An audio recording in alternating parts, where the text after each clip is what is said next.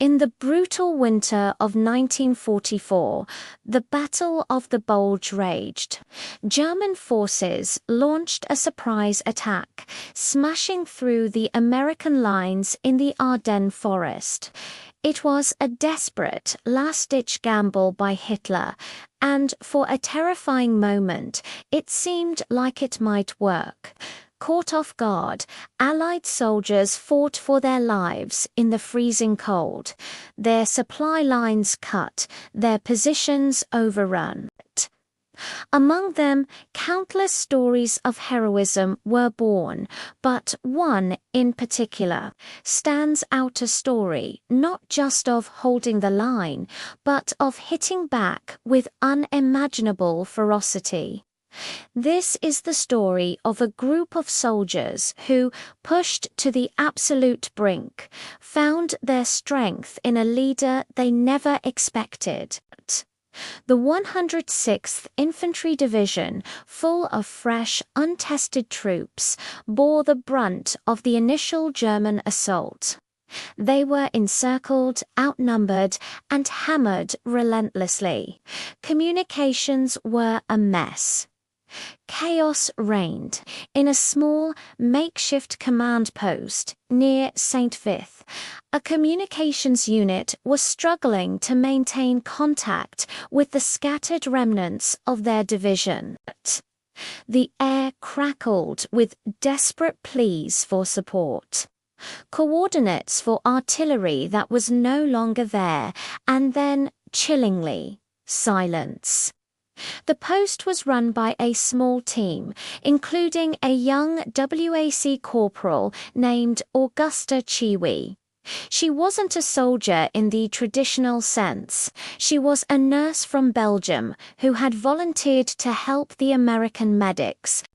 When the Germans overran the aid station she was working at, she refused to leave the wounded. As shells rained down, the building was hit. The blast was deafening, throwing everyone across the room. The commanding officer was severely injured, and the few remaining soldiers were dazed and ready to surrender. The base had been hit hard, but what happened next was legendary. Augusta, covered in dust and with a steely look in her eyes, grabbed a fallen soldier's rifle. She wasn't trained for combat, but she was filled with a resolve forged in the crucible of caring for the dying. She rallied the few able-bodied men left.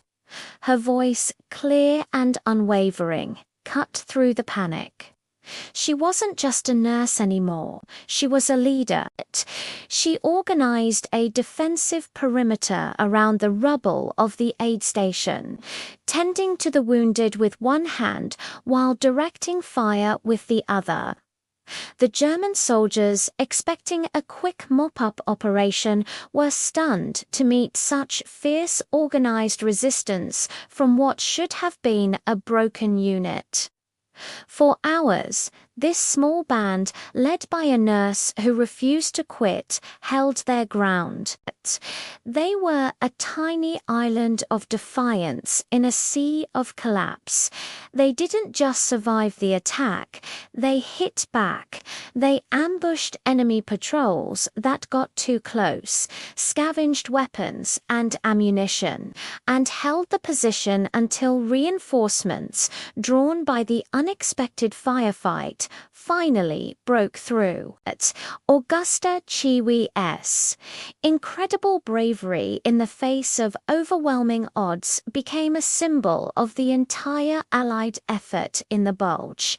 It was a battle won not just by grand strategies, but by individual acts of courage, by people who, when their world was collapsing, decided to stand and fight. She proved that heroism isn't about the uniform you wear or the training you have, but about the fire you have inside.